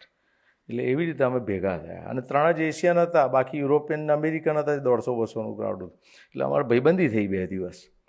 અને એવી ભાઈબંધી થઈ કે શિગેરુ સાઇટોએ કહ્યું કે મેં રિસ્ટથી હવે થોડું કામ ચાલુ કર્યું છે. હજુ એ ટેકનિક બહુ લોકો એડપ્ટ કરતા નથી. નેધરલેન્ડ્સમાં ડૉક્ટર, ઘણા લોકોને એવું છે કે આ ટેકનિકનો મેં શોધી છે. મેં ડાયરેક્ટલી શોધી નથી. એ નેધરલેન્ડ્સના ડૉક્ટર કિમનીએ પહેલો કેસ કર્યો હતો અને એ કેસ કર્યા પછી 3 વર્ષ સુધી આ ટેકનિક એમને પડી રહી, કારણ કે અઘરી પડતી હતી. શિગેરુ સાઇટોએ એની રીતે ટ્રાય કર્યો. એણે મને એની કોન્ફરન્સમાં કામાકુરા લાવ્યો. હમણાં હું લાસ્ટ મહિને જ જઈ આવ્યો, આ મહિને જ 13-14, છેલ્લા 25 વર્ષથી હું જઉં છું. એમાં એણે જોયું કે નાના જાપનીઝ પેશન્ટમાં એ માણસે રેડિયલથી 3-4 કેસ બતાવ્યા કે આ એક નવો રૂટ છે. તો મેં કહું જો આમે મને કોઈ ગણતું નથી એન્જિયોપ્લાસ્ટીમાં ઇન્ડિયામાં. હું આટલું કામ કરું છું તોય બધા સિનિયરો વાલ્વ્યુલોપ્લાસ્ટર તરીકે છાપ બેસાડી છે, તો મારે શું કરવાનું? એટલે મેં કહ્યું કે મેં સંજયને વાત કરી. મને કે આપણે છે ને ટ્રાય કરીએ. નવી હોસ્પિટલમાં અમે જોઈન થયા હતા એ વખતે 2000ની સાલમાં, અને 101 કેસ કર્યા. સાઇટોને મેં કહ્યું તમે આવો ડેવલપ કરવા. તો એણે મને 5 દિવસ આપ્યા કે હું 5 દિવસ તારી જોડે રહીશ. અમે લોકો 100 કેસ સાથે અમારા પ્રોબ્લેમ સાથે તૈયાર હતા અને બહુ જ પ્રોબ્લેમ હતા. સાધનોથી માંડી એના રૂટમાંથી કેન્યુલેટ કરવાના બહુ જ પ્રોબ્લેમ. અને 5 દિવસમાં 100 કેસ કર્યા પછી કોન્ફિડન્સ આવ્યો કે હવે આપણે આના ઉપર કામ કરીએ. પાછો નેક્સ્ટ લેવલ રેઝિસ્ટન્સ. દરેક જે ડૉક્ટરો રિફર કરે એ પેશન્ટને કહીને મોકલે કે ભાઈ આ તેજસભાઈ સારા છે પણ એમને કહેજો પગમાં પંચર કરે, હાથમાં અખતરા ના કરે. પેશન્ટ આવીને મને કે, હું કહું કે ના ભાઈ આ મને આ બરાબર, બીજા બધા સારા જ, તમારે જ્યાં કરાવવું હોય ત્યાં કરાવો. આ તો જવા દો, બહાર બી આડી અવરી વાતો. ગુજરાત બહાર મને બધા ઇન્ડિયામાં ઓળખતા હતા અને માઇટ્રલ માટે મને આખી દુનિયામાં લોકો ઓળખતા હતા. આ બધા એ સિનિયર લોકોએ કે આને મગજ ચસકી ગયું છે કે હવે આ અહીંયા રેડિયલથી કામ ચાલુ કર્યું. એક શબ્દ હું બોલ્યો નથી 5000 કેસ થયા ત્યાં સુધીમાં, અને 1.5-2 વર્ષમાં 5000 કેસ રેડિયલથી કર્યા. બધા પ્રોબ્લેમ્સ, ડૂઝ એન્ડ ડોન્ટ્સ જાણ્યા. અને એ પછી મેં માથું ઊંચક્યું અને પછી હું નહોતો સાંભળતો કે ભાઈ તમને તમારો અનુભવ જ નથી એટલે વાત ના કરતા. ધ પ્રોબ્લેમ વોઝ કે એવિડન્સ બેઝ નહોતો એ વખતે. કોઈ બી વસ્તુ માટે એવિડન્સ બેઝ હોવો જોઈએ કે ફાયદાકારક કઈ રીતે છે બીજા રૂટ કરતાં. અમેરિકામાં બિલકુલ પોપ્યુલર નહીં, 0.01% અપટેક હતો. અને નસીબ જુઓ પાછું, 2002માં અમેરિકાના ટોપ ઇન્સ્ટિટ્યુશન ન્યુયોર્ક સેન્ટ વિન્સેન્ટ, જે હમણાં જ બંધ થયું અને જેમાં ટાઇટેનિક જ્યારે ડૂબ્યું અને એના જે સર્વાઈવર્સ હતા ને એ ટ્રીટમેન્ટ થયા હતા, એટલી જૂની ઇન્સ્ટિટ્યૂટ, એના જે ચીફ હતો જોન કપોલા કાર્ડિયોલોજીનો, એની નીચે એનો બીજો પ્રોફેસર ટાક ક્વાન, એ બેને રસ પડ્યો અને દે રિક્વેસ્ટેડ. મેં 100 કેસ ફરીથી લાઇનઅપ કર્યા. એ લોકો અહીંયા મારી સાથે અઠવાડિયું રહ્યા, સોમથી શુક્ર, અને એમનો લર્નિંગ કર્વ પૂરો કર્યો. બધી વસ્તુઓ મને જે આવડતી હતી મનન સંજયને શીખવાડી. અને next year John Coppola phones me and tells કે Tejas, there is a demand. You come here and do the cases. We have a workshop. 150 જેવા ન્યુયોર્ક, ન્યૂ જર્સીના કાર્ડિયોલોજીસના અપસ્ટેટ ન્યુયોર્કના આવશે અને તું કર. મેં કહું મારી પાસે કોઈ લાયસન્સ નથી, મારી કોઈ ફોર્મલ ટ્રેનિંગ નથી. અમેરિકામાં તો પેશન્ટને હાથ કોણ? તો કે વી હેવ પ્રોક્યોર્ડ એવરીથિંગ. પ્રોફેશનલ ઇન્ડેમનિટી ને બધું પ્રોક્યોર કરી દીધું છે. એટલે આ વસ્તુઓ અમેરિકનો જોડેથી શીખવા જેવી છે કે જ્યારે લાફો મારવાનો હોય ત્યારે સીધું તમને રેડ કાર્ડ બતાવે, પણ જરૂર હોય ત્યારે ફટાક દઈને બધા રૂલ્સ સરકમવેન્ટ થઈ જાય. અને પણ he did it in good faith કે ગમે તેમ કરીને હું કરીશ. અને અમે ગયા. મેં કહ્યું શિગરુ સાઇટોને મેં વાત કરી કે અમે કોન્ટેક્ટમાં હતા. મને કે it is impossible, I M trying since 10 years કે નો બડી ગીવ્સ અ ડેમ. એટલે મેં જોનને કહ્યું, મેં કહું ભાઈ શિગરુ સાઇટો નહીં બોલાવો જો વાંધો ના આવે તો. કે નો પ્રોબ્લેમ, કે એબ્સોલ્યુટલી. અને એને ખબર હતી શિગરુ સાઇટો કોણ છે, કે મારે વાત થયેલી કે હું એની જોડેથી ઘણી વસ્તુઓ મેં ઇન્સાઇટ લીધો. એવી રીતે અમેરિકામાં આવી રીતે રેડિયલ ચાલુ થઈ અને ધીરે ધીરે એ લોકો એક્સપર્ટ થઈ ગયા. અને પછી મારો ફ્રેન્ડ સમીર પંચોલી અને બીજા ઘણા બધાને મેં ટ્રેન કર્યા. બધા ડિફરન્ટ જગ્યાના ટોપ કાર્ડિયોલોજીસ્ટ હતા. પછી અમેરિકામાં એક વખત નોઇઝ ચાલુ થયો એટલે આપણા ઇન્ડિયન લોકોનું ધ્યાન પડ્યું કે ના સાલી આ ટેકનિક સારી છે કે હવે અમેરિકનો વાત કરતા થયા છે. અને એવિડન્સ બેઝ બનવા માંડ્યો. અને મીન વાઇલ અમારી પાસે એટલું સોલિડ ડોક્યુમેન્ટેશન હતું કે ફર્સ્ટ એટલાસ લખી કાઢ્યો બેઝિક્સનો, જે અમેરિકાથી પબ્લિશ થયો અને આખી દુનિયાની દરેક કેથ લેબ જ્યાં જ્યાં રેડિયલ કરતા હતા એ બધે ગયો. પછી અહીંયા થોડી ઘણી કિંમત અમારી થઈ કે ભાઈ આ બરાબર કરે છે અને આ કરાય. અને જે લોકો બૂમાબૂમ કરતા હતા કે જૂઠું કરે છે, બધાએ કરવાનું ચાલુ કર્યું. આ બધું આગળ વધતું ગયું અને ડેવલપ થયું. પછી મેં ટ્રેનિંગનું નક્કી કર્યું. પછી બીજી બુક ને ત્રીજી બુક બધું નીકળ્યું. પણ ટ્રેનિંગ મેં કહું જો આપણે લાઈવ ડેમોન્સ્ટ્રેશન કોર્સિસથી આપીએ, એમાં ટ્રાયકો ફર્સ્ટ ટાઈમ ચાલુ કર્યો, trans catheter intervention, trans radial. અને એમાં દર વખતે નિરમા ઓડિટોરિયમમાં હોય ને હોસ્પિટલમાં જ્યાં હઈએ ત્યાંથી લાઈવ કેસીસ બતાવીએ. 2 દિવસ વર્લ્ડના ટોપ રેડિયલ ઓપરેટર્સ હોય, અમે હઈએ, મોટાભાગના કેસ હું શિગેરુ સાઇટો કરીએ. અને lot of interaction with the audience. એમ કરતાં કરતાં એની 18 એડિશન થઈ અને આ 19મી ફેબ્રુઆરીમાં હું કરું છું. અને હજુ કોઈ બી જાતની પબ્લિસિટી વગર લોકો, એ હોલ ફૂલ હોય છે અને લોકો આખા ભારતમાંથી નહીં પણ દુનિયામાંથી આવીને બેસે છે 2 દિવસ ત્યાં આગળ. આમ 8000 લોકો એમાં ટ્રેન થયા 32 જુદા જુદા કન્ટ્રીમાં, including most of the European countries, first world European countries, Asian countries બધે, અને રશિયાના બધા CIS કન્ટ્રી, બધી જગ્યાએ વર્કશોપ કરી. અને એવી રીતે આખી એટલે રેડિયલનો જન્મ મેં નથી આપ્યો, પણ રેડિયલને પ્રોપેગેટ કરવાનું અને એને સિમ્પલ બનાવવાનું એટલી હદ સુધી કે જેથી નવો માણસ બી રેડિયલથી કામ કરી શકે અને પેશન્ટને પછી તો રેડિયલનો એવિડન્સ આવી ગયો કે સૌથી કોમ્પ્લિકેટેડ સિચ્યુએશન એક્યુટ એમઆઈ અને બહુ જ હાઈ રિસ્ક કેસમાં એ ગ્રોઇન કરતાં આઉટરાઇટલી બેટર છે અને મોર્ટાલિટી ઓછી કરે છે અને કોમ્પ્લિકેશન ઓછા કરે. એટલે હવે તો કોઈને કશું કહેવાનું રહેતું નથી. પણ બહુ વાર લાગી અને પણ અગેન પેલું જ કે બિલકુલ કન્વિક્શન સાથે મગજથી એકદમ મજબૂત. ક્રિટિસિઝમની એ વખતે અસર થતી હતી, ડિસ્ટર્બ થતો હતો, હવે તો એ નથી થતો. પણ અને ઘણી વખતે માથાકૂટોય કરતો હતો હું, પણ પછી તો એ નહોતો કરતો. આમ કરતાં કરતાં મેં એપેક્સમાં પછી બધી જ જગ્યાએ કામ કર્યા પછી મને એવું થયું કે આ બરાબર છે, બધી જગ્યાએ હું કામ કરું છું, પણ મારે મારું પોતાનું કઈ રીતે કરવું. અને I was not for it. મારી પોતાની હોસ્પિટલ કરવાના એમાં હું હતો જ નહીં, કારણ કે હું જાણતો હતો કે એમાં મેનેજમેન્ટ તે બધું બહુ થાય. પણ મારે જે નવા રિસર્ચ કરવા હોય, બધું કરવું હોય, તો I was not able to convince the management wherever I have work. કારણ કે એમાં સીધું જ્યારે રિટર્ન ઓન ઇન્વેસ્ટમેન્ટની વાત આવે તે તો મને બી ખબર ના હોય કોઈ નવી વસ્તુ કરવાની હોય. લોકો આપણે આપણું જ ચાલુ કરીએ. અને એમાં સોનાલી, હવે એણે આખી જિંદગી આ જ કામ કર્યું છે, સપોર્ટ આપવાનું બેકગ્રાઉન્ડમાં રહીને. મેં એને પૂછી લીધું, મેં કહું જો ભાઈ હું આ કરીશ એપેક્સ, પણ એમાં હું કોઈ પાર્ટનર લેવા નથી માગતો. અને પહેલાં એમ હતું કે એક કેથલેબ નાખીશું અને આઈસીયુના બેડ ને થોડી રૂમો, આપણે સર્જરીનું ને એનું નથી કરવું, અને બાકી આપણી ઓફિસ ને.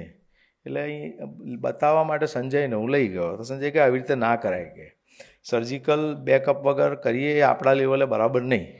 એટલે 2 ને બદલે 3 બિલ્ડિંગ લીધા જે લાઇનમાં સળંગ. પછી એમ થયું કે સર્જરી કરવાની છે તો 4થું બિલ્ડિંગ લઈ લઈએ, કારણ કે પછી પેશન્ટો લાંબુ રહેશે તો કરીશું શું આપણે.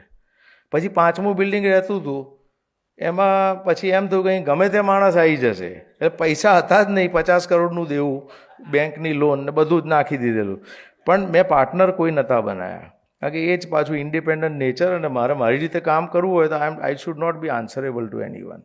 એટલે કોઈના પૈસા એ વખતે મારે નહોતા લેવા. મને ઘણા બધા બિઝનેસમેન, ઇન્ડસ્ટ્રીયાલિસ્ટ, ઘણા ડૉક્ટર મિત્રોની બી ઓફર હતી કે અમે જોઈન થઈએ. મેં ના પાડી હતી. મેં કહું ના, આમાં નહીં. અને મેં સોનાલીને એક જ વસ્તુ કહ્યું, આખું મેં કોલેટરલમાં મૂકી દઈએ આપણે, બરાબર છે. એટ ધ મોસ્ટ આપણે જ્યાં નવા ઘરમાં રહેવા આવ્યા છે એને બી કોલેટરલ મૂકી દઈએ. આપણે જૂનો ફ્લેટ હજુ છે ત્યાં જઈએ, પંખા નીચે રહેવાની તૈયારી, સ્કૂટર પર ફરવાની તૈયારી હોવી જોઈએ, તો આપણે આ સાહસ કરી નાખીએ. અને એણે કહ્યું કશો વાંધો નથી, આપણે કરો. અને આવી રીતે અમે એપેક્સ ચાલુ કર્યું. અને કેટલી મોટી લોન હતી અને કઈ રીતે મને જ ખબર નથી કે આ કેવી રીતે પૂરી થશે. પણ again there also superpower took care of us.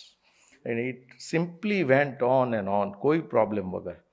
અને એપેક્સમાં મારા જે નવા ઇન્વેન્શન, રિસર્ચ, આ બધું, અને એક નેક્સ્ટ લેવલ. અને મારે પેશન્ટને જેટલો બ્રેક આપવો એટલો આપું, કઈ રીતે કામ કરું, શું કરું. નો બડી ઇઝ આઈ વોઝ આન્સરેબલ ટુ નો બડી. અને રેપ્યુટેશન બી એ રીતે. અને રિસર્ચનો જે મારો જે એમ છે કે નવી પ્રોસિજર દુનિયાને આપવી, એના માટે મેં કહું આપણી જગ્યા છે એટલે વાંધો નથી, નુકસાન થાય તોય આપણને વાંધો નથી. પહેલાં હતું શું, અત્યારે તો જે છે વધારાનું જ છે, એટલે જાય તો એ બહુ ફરક નહોતો પડતો, બરાબર છે. હા, એટલે આમ કરતાં કરતાં ચાલ્યું. 2015માં આપણા honourable prime minister Narendra Modi prime minister થયા, એટલે એ વખતે મને પદ્મશ્રી આપ્યો. એટલે એમણે તો મને છેલ્લા 3 વર્ષ જ્યારે ગુજરાતના ચીફ મિનિસ્ટર હતા ત્યારથી મારું રેકમેન્ડેશન કરતા હતા, પણ કોઈ કારણસર નહોતો મેળ પડતો, પણ એ વખતે મળ્યો. એટલે પાછી જવાબદારી વધી, કારણ કે હવે હું સ્કેનર પર આવી ગયો, કારણ કે હવે પબ્લિક ડોમેનમાં સ્કેનર પર ક્યાં થાય. પણ ચાલ્યું. અને મને પછી થયું કે હવે વધારે નવું કરવું પડશે. રેડિયલ આખી દુનિયા કરતી થઈ ગઈ. અમેરિકામાં 70% રેડિયલ, અહીંયા બી, એટલે આખી દુનિયામાં, યુરોપમાં તો વધારે. એ વખતે મને પહેલો વિચાર, નવું રોબોટિક આવ્યું હતું, એટલે મને થયું કે આના હવે એ બી 3.5 કરોડનું ઇન્વેસ્ટમેન્ટ હતું, અને એની સામે રિટર્નની કોઈ ગેરંટી નહીં, બીજું કે એવિડન્સ બેઝ હતો નહીં. પછી મને ડાયા માણસોએ કહ્યું અમારા ફિલ્ડના કે ભાઈ આ તું કઈ રીતે. એટલે મારો એક જ કોન્સેપ્ટ હતો કે રોબો જે ફિલ્ડમાં ગયો છે ને એમાં it has added value to that particular field. It could be anything. It could be any industry, or it could be space, or wherever. મેં કહું આપણે લઈએ અને પછી ડેવલપ કરીશું રેડિયલ કર્યું એવી રીતે. અને આવી રીતે અમે એક જ કંપની બનાવતી હતી અમેરિકાની કોરોન્ડસ, એટલે રોબો લીધો. હવે સવાલ એ આવ્યો કે પેશન્ટને મારે પૈસા ધારો કે એનું તો આપણે ના લઈએ ચાર્જ રોબોનો, પણ દરેક કેસમાં 70,000 કે 75,000નું હાર્ડવેર વપરાતું હતું એક્સ્ટ્રા. એ કેવી રીતે? એટલે મારો ફાઇનાન્સનો માણસ ક્યાં થાય, મેં કહ્યું એક કામ કર ભાઈ, છેલ્લા વર્ષમાં આપણે કશું કમાયા નહોતા એવું ગણી લે તો કેટલી કેસેટ આવે એવી છે. તો એને કે આટલી આવે. તો મેં કહું આમાંથી તો હમણાં અડધી લઈ લે. પેશન્ટને આપણે ચાર્જ નહીં કરીએ રોબોનો, પેશન્ટને કંઈ પણ દઈશું કે આ નવી ટેકનોલોજી છે ને, તમે કમ્ફર્ટેબલ રહેશો. આમ કરતાં કરતાં પહેલાં 4-6 મહિનામાં અમે લગભગ 250-300 રોબોના કેસ કરી નાખ્યા. એટલે જે CEO હતો, જે મથતો હતો ત્યાં માર્ક ટોલાન્ડ અમેરિકામાં, એ સીધો ઉડીને અહીંયા આવ્યો કે મારે જોવું છે આ જગ્યામાં શું ચાલી રહ્યું છે. એટલે એ વખતે અમે રોબોટિકના કેસીસ એને જોયા. ભાઈ રાત્રે હું એને મારા ઘરે ડિનર પર લઈ ગયો. બેઠા હતા અમે લોકો, હું, સંજય ને માર્ક અને સોનારી. ત્યારે વાત થઈ મને કે Tejas, I wish I had you a couple of years ago. અત્યારે આપણે બહુ ઉપર વાત.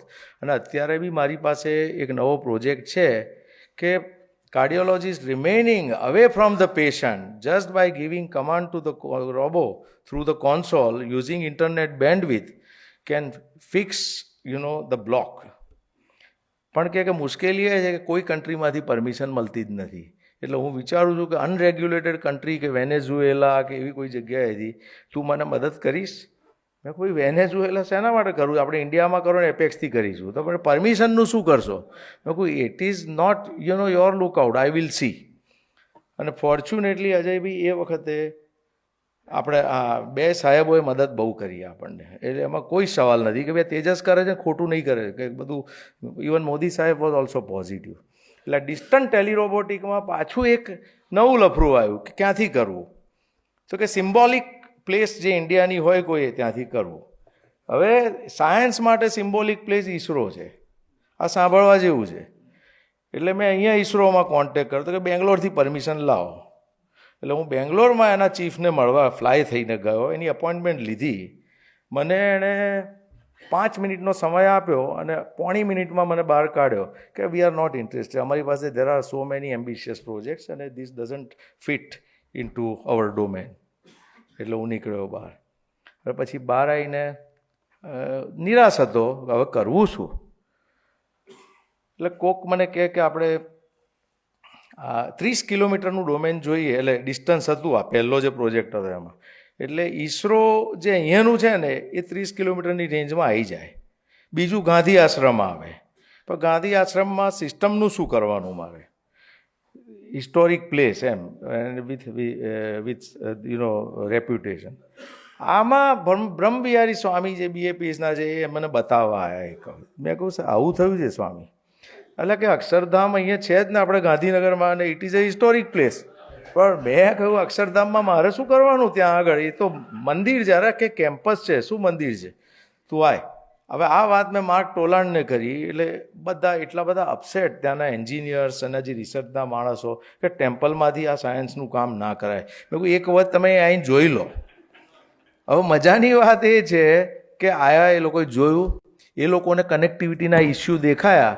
એ કોણે સોલ્વ કર્યા ખબર છે? ભગવા કપડાં પહેરેલા સ્વામી હોય, કારણ કોક સ્ટેનફર્ડવાળા છે, કોક હાર્વર્ડના છે, કે ભાઈ આમને ખબર નથી પડતી, ઊભા રહો કે અમે કરી દઈએ. અને આનંદ સ્વરૂપ સ્વામી અને વિશ્વવિહારી તમે હા. એટલે પેલા લોકો દે વેર કમ્પ્લીટલી ફ્લેબરગાસ્ટેડ કે સાલું આ શું ચાલી રહ્યું છે. આ ગોઠવણ ત્યાં થઈ. હું બંધ કરું કે 10 મિનિટ બોલું હજુ? પછી ગોઠવાયું, ડેટ નક્કી થઈ કે આપણે 5 કેસ કરવા છે. અને ફર્સ્ટ ઇન હ્યુમન પ્રોજેક્ટ હતો આ. એટલે ઇન્ડિયામાંથી અમારા ફિલ્ડમાં આજ સુધી કોઈ ફર્સ્ટ ઇન હ્યુમન થયું નથી. ધારો કે તમે કહો કે સ્ટેન્ટિંગ, બલૂન એન્જિયોપ્લાસ્ટી સ્વિટ્ઝરલેન્ડમાં થઈ. સ્ટેન્ટિંગ તો એ ફ્રાન્સ ને સ્વિટ્ઝરલેન્ડમાં થયું. બાયપાસ સર્જરી તો કે અમેરિકામાં થઈ. હાર્ટ ટ્રાન્સપ્લાન્ટ તો કે સાઉથ આફ્રિકામાં થયું. India has nothing to show as far as the first in human research is concerned. અને આ મોકો હતો. પાછી એક મુસીબત ઊભી થઈ ત્યાં આગળ કે ભાઈ તમે કહો છો પણ માનશે કોણ તમને કે? એ તો એમ કહે છે કે અહીંયાથી તમે શૂટિંગ કર્યું એપેક્સમાંથી, પેલું શૂટિંગ કર્યું, આ તો બધું બતાવી દીધું, બધું જોઈન કરીને, મોર્ફ કરીને, એડિટ કરીને. એટલે એ વખતે મેં ચેલેન્જ સ્વીકારી, કારણ કે અક્ષરધામમાં જ્યાંથી હું કરવાનો હતો એનાથી 50 મીટર દૂર એનું જ આઈમેક્સ થિયેટર હતું. મેં કહું આઈમેક્સમાં આપણે પ્રેસ કોન્ફરન્સ કરો. એટલે પાછી મગજમારી ચાલુ થઈ કે પ્રેસ કોન્ફરન્સમાં તો કંઈક ઊંધું થશે તો શું? મેં કહું આ બાઇનરી છે, 50% ચાન્સ છે સક્સેસ, 50% છે ફેલિયર, પેશન્ટને નુકસાન નહીં થાય મને ખબર હતી. આ વસ્તુ મારે ઉપર બી કન્વિન્સ કરવી પડી હતી કે ધારો કે કનેક્શન છૂટી જશે તો તરત જ સંજય અને સમીર પંચોલી મારી સાથે 30 સેકન્ડની અંદર they will take over the patient, nothing will go wrong. એટલે બધા મારા અમેરિકાના બી વેલ વિશર્સ અહીંયાના કે ના કરાય કે આમાં તો ઉપરથી તારી કેરિયર પતી જશે, 50% ચાન્સ એટલે ફેલિયરના છે તો કઈ રીતે કરાય? મેં કહું 50% સક્સેસના છે ને. મેં કહું અમે તો 5% ઉપર કામ કરીએ છીએ. પેશન્ટ 20-30 બીપી લઈને આવ્યું હોય તો એ રેપ્યુટેશનની ક્યાં ચિંતા કરીએ છીએ આપણે? બરાબર છે. એટલે એમાં પછી મેં સમીર પંચોલીને આઈમેક્સમાં બેસાડ્યો just to coordinate between the journalist, print media, electronic મીડિયાના, ઇવન ઇન્ટરનેશનલ મીડિયાના આવ્યા હતા, અને અસ, અને એપેક્સમાં સંજય હતો અને અમારી ટીમ હતી. એટલે પહેલો કેસ, બીજો કેસ, ત્રીજો કેસ, ચોથો કેસ, પાંચમો કેસ સક્સેસફુલી પતી ગયા. આપણા એ વખતના ચીફ મિનિસ્ટર રૂપાણી સાહેબ બી આવીને બેઠા હતા અને બધા સંતોના, અને મહંત સ્વામીએ બી એ વખત આશીર્વાદ આપ્યા હતા, કરો કશું થશે નહીં. એટલે આ તમને એમ થાય કે you are simply an instrument. somebody else is driving your brain, somebody else is driving your fingers and hand to get the things done. અને when something is going to happen, the universe conspires. એ જે આલ્કેમિસ્ટનું જે sentence છે ને, આ બધું મેં અનુભવ્યું છે. અને એને પબ્લિસિટી એ બહુ મળી, એ ફર્સ્ટ ઇન હ્યુમન પ્રોજેક્ટને, અને ઇન્ડિયાનું નામ લખાઈ ગયું. અને પછી તાત્કાલિક 3 મહિનામાં લેન્ડસેટમાં પબ્લિશ કર્યું એટલે એનું ઓબ્જેક્ટિવ ડોક્યુમેન્ટેશન થઈ ગયું. એટલે I was in 7th heaven, કારણ કે નેક્સ્ટ પ્રોજેક્ટ મારા હાથમાં હતો. સાંભળો, હવે બીજી તકલીફ ઊભી થઈ કે અહીંયાથી બેસી અને જર્મનીથી કે સ્વિટ્ઝરલેન્ડથી બેસી અને એપેક્સમાં એન્જિયોપ્લાસ્ટી કરવા, અહીંયાથી બેસીને ત્યાં કરવા માટે કોઈ પરમિશન ના આપે. અહીંયા શું હતું કે ઇન્ટરનેટ કનેક્શન મને પરિમલભાઈએ હેલ્પ કરી હતી. 990G હતું, મારે 90ની બેન્ડવિડ્થ જોઈતી હતી, 90થી 100ની વચ્ચેની, જે ગોઠવી આપી હતી. બિલકુલ બ્રેક થયા વગર મારું કામ થઈ ગયું. એટલે મેં એનો ઇન્ટરકોન્ટિનેન્ટલનો ટ્રાયલ, જે સિમ્યુલેટર પરનો, ફ્રોમ બોસ્ટન ટુ સેન ફ્રાન્સિસ્કોનો સિમ્યુલેટર પરનો ટ્રાયલ અમે બોસ્ટનમાં બેસીને એની ઓફિસમાંથી સેન ફ્રાન્સિસ્કોમાં કર્યા. એટલે બધું સેટ થઈ ગયું. અને કોરિન્ડસ એટલી એક લેવલે જવા માંડી, નાની કંપની, કે it was bought over by Siemens. અને કોવિડ પહેલાં જ અજયભાઈ, સિમેન્સના જે હતા ઉપરવાળા, એ લોકોને ખબર ના પડી કે શું થયું. એ લોકોએ આખો પ્રોજેક્ટ અભરે ચડી દીધો અને કહ્યું કે ભાઈ હમણાં અમને આમાં રસ નથી. $1200 મિલિયન લીધી કંપની. અને એટલે આટલી મારી મહેનત, બધા ડેટા એના કરેલું બધું ખલાસ થઈ ગયું. એટલે જબરજસ્ત ફેલિયર. પણ ફેલિયર તો જીવનમાં સક્સેસ મળી છે એના કરતાં તો 100 ગણી વધારે ફેલિયર જોયેલી હતી. એટલે એની હવે મને ચિંતા નથી. મેં કંઈ વાંધો નહીં, આપણે થોડા દાડા નિરાશ રહેવાય તો વાંધો નથી, આગળ વધીએ હવે. એટલે પછી ઓપ્ટિકલ કોહેરન્સ ટોમોગ્રાફી, અને હવે એક નવો બીજા 2 એમ્બિશિયસ પ્રોજેક્ટ પર હું કામ કરી રહ્યો છું. અને મીનવાઇલ આ કોવિડનો પીરિયડ આવ્યો અને બધે ધમાલ કે કોવિડમાં હવે શું બધું કામ કેવી રીતે, બધી હોસ્પિટલો કોવિડ થવા માંડી. એટલે એક નિર્ણય મેં એટલો કર્યો હતો કે કોવિડમાં હું કાર્ડિયોલોજીનું કામ કરીશ કમ્ફર્ટ મેં. મારા સ્ટાફને બી બધાને મેં કહ્યું કે હું કરવાનો છું, અને માદા પડશો તો everything is on the house, we will take care of you, જ્યાં બી દાખલ થવાનું છે તો. અને દે સ્ટૂડ બાય મી. મારો બધા માણસો, મારા ડૉક્ટરો, ઇવન નાનામાં નાના attendants be they stood by me. બધાએ કામ કર્યું. માદા પડે એમની ટ્રીટમેન્ટ કરીએ, પાછા આવી જાય એવી રીતે. પણ મજાની વાત એ છે કે કોવિડની શરૂઆત હતી, એપ્રિલ મહિનો હતો મને લાગે છે 2020, અને અમારા અંગત મિત્ર અજયભાઈ આવીને મારી સામે ગોઠવાયા કે આપણે કોવિડ પર એક ઇન્ટરવ્યૂ આપો. મેં કહું મારો વિષય જ નથી, મારી કોર કોમ્પિટન્સ નથી, તમે મને ક્યાં કોવિડમાં ઘુસાડો છો? અને મેં એમને કહ્યું, મેં કહ્યું તમે અતુલને કહો, અતુલ પટેલ જે ઇન્ફેક્શનમાં ઓથોરિટી છે એ આપશે. તો કે ના, પબ્લિક કે તમારું માનશે એટલે કે તમે આ ઇન્ટરવ્યૂ આપો. તો મેં કહું મને 4 દાડા આપો. એટલે દિવસ રાત મહેનત કરી અને આખું લિટરેચર મેં સર્વ કર્યું ને એટલીસ્ટ મારી રીતે હું સમજ્યો. અને મને જે સમજણ નથી પડતી એ અતુલને ફોન કરીને પૂછ્યું. અને અજયભાઈ આવીને મારી બાજુમાં ગોઠવાયા અને 1 કલાક એમણે જે મનમાં આવ્યું એ સવાલ પૂછ્યા અને મેં જે મનમાં આવ્યું એ જવાબો આપ્યા. બરાબર. અને લોકોને એવું થયું કે હું કોવિડનો ઓથોરિટી છું, પણ એ બનાવ્યો મને અજયભાઈએ. એટલે અને પછી બીજા મલ્ટિપલ પછી મને થયું કે ચલો ને, it is a good public service કે આ એટલીસ્ટ લોકોને એવું થાય છે. અને એ આપણે અમુક વખતે અમુક વસ્તુ હું કેમની બોલ્યો છું એ મને ખબર નથી કે ભાઈ વી હેવ ટુ ડેવલપ એ કો એક્ઝિસ્ટન્સ. કે જે બી વાયરસ આવ્યો એમાંથી સ્મોલ પોક્સ ને પોલિયો સિવાય એકે એલિમિનેટ નથી થાય. આપણે એની જોડે જીવવાની જ પ્રેક્ટિસ કરવાની છે. નવા આયા કરે, આપણે જીવ્યા કરો. હા, સાચવીને જીવવાનું, બીજું શું. પણ આ બધું એ વખતે ઘણું રહ્યું. અને આમ કરતાં કોવિડ આવ્યો, કોવિડ ગયો. પણ અમે લોકોએ કોવિડમાં હાર્ટના બધા પેશન્ટો ઉપર કામ કર્યું છે. અમારી હોસ્પિટલને અમે કોવિડનું પેશન્ટ આવે ને એની જગ્યા જુદી રાખી હતી. અને કેવા પેશન્ટ આવે કે યંગ 42 વર્ષનો માણસ 3 બ્લોક લઈને આવ્યો. હવે એની વાઈફ મારી સામે આવીને ગોઠવાઈ ગઈ, નાના 2 છોકરીઓને લઈને, કે હવે આનું જે કરવું હોય કરો સાહેબ, કોવિડ છે પણ આ મારો હસબન્ડ મરી જશે તો આનું શું આ છોકરાઓનું. એટલે સાંજે અમે લોકો બધું કામ પતી જાય એટલે આવા કોવિડના પેશન્ટને લઈએ, બધું ફ્યુમિગેટ બધું કરીને લઈએ. અને અમે લોકો તો N95 પહેરીએ અને બધા પ્રોટેક્શન કરીએ, પણ પેશન્ટને N95 પહેરાવી દઈએ, ડબલ પ્રોટેક્શન. અને કામ કરીએ અને બીજી દિવસ સવારે પેશન્ટ બીજા આવે એ પહેલાં બધું સરખું કરીને ડિસ્ચાર્જ કરી દઈએ અને બધું ફ્યુમિગેટ કરી નાખીએ. અને સારું રહ્યું. 4-5 વખત મને લો ફિલિંગ આવ્યું, કેટલી તકલીફ લાગી, પણ એ ડોલો ખાઈને નીકળી જતો હતો. મેં કહું જો આ કોવિડનો ટેસ્ટ કરાવીશ ને તો પોઝિટિવ આવશે, એટલે આપણે કરવો જ નથી, છોડો. વેક્સિન લઈ લીધી હતી એટલે જ ચાલ્યું. અને આમ ને આમ બધું રહ્યું. મારે જે રિસર્ચ કરવી હતી એ રિસર્ચ કરી. આખા રવિવાર મારે કામ કરવું પડે, પણ એનો વાંધો નહોતો. અને મીનવાઇલ મેં યોગાની ને એની પ્રેક્ટિસ અને પર્ટિક્યુલરલી બધી કસરતો હું રેગ્યુલરલી કરતો જ હતો. પણ મેડિટેશનમાં ગયા પછી મને એવું લાગ્યું કે rejuvenation was at a different level. અને ફ્યુચરની બહુ ઘણી વસ્તુઓ રહી ગઈ હશે મારે કહેવાની. અને ઘણા વ્યક્તિ કે જેને મારે મેન્શન કરવું જોઈએ, કે હું એક્સટેમ્પોર બોલી રહ્યો છું, એનું મેન્શન કરવાનું કદાચ રહી ગયું હશે તો એ લોકો મને માફ કરે. મારો એવો કોઈ હેતુ નથી. અને ફ્યુચરમાં શું કરવું, તો ફ્યુચરમાં મારે બોડી માઇન્ડ ઉપર તો કામ કરવું જ છે. આ મેડિટેશનની એની જે ઇફેક્ટ છે ને એનું સાયન્ટિફિક સ્ટડી પ્રોપર કઈ રીતે કરવો એના ઉપર હું વિચારી રહ્યો છું. અને બીજું કે પટેલો આમ ખેડૂત કહેવાય એટલે મને જમીને લઈ લીધી છે મેં.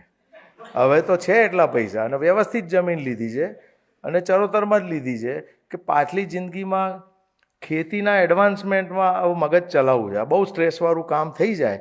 પેશન્ટને તો જોવા જ છે, પેશન્ટનું કામે કરવું છે. કારણ કે ડૉક્ટર તરીકે અંદરની ઈચ્છા એવી છે કે છેલ્લો શ્વાસ લઈએ ત્યારે પેશન્ટની જોડે રહીએ તો એનાથી વધારે સારું મોત કોઈ હોઈ ના શકે. એટલે પણ હવે ઈશ્વર જેટલી ઈચ્છા પૂરી કરે એટલી. પણ ખાસ થેન્ક યુ વેરી મચ, તમે લોકોએ મને આટલો બધો સાંભળ્યો કે ટોલરેટ કર્યો કે જે હોય, તો મને જે લાગતું હતું એ હું બોલ્યો. અને ઘણી બધી વસ્તુઓ રહી ગઈ હશે કારણ કે મેં પોઈન્ટ વાઇઝ કંઈ હું લખીને નથી લાવ્યો. મને જે યાદ આવ્યું એ પ્રમાણે બોલ્યો છું. Thank you very much for your kind.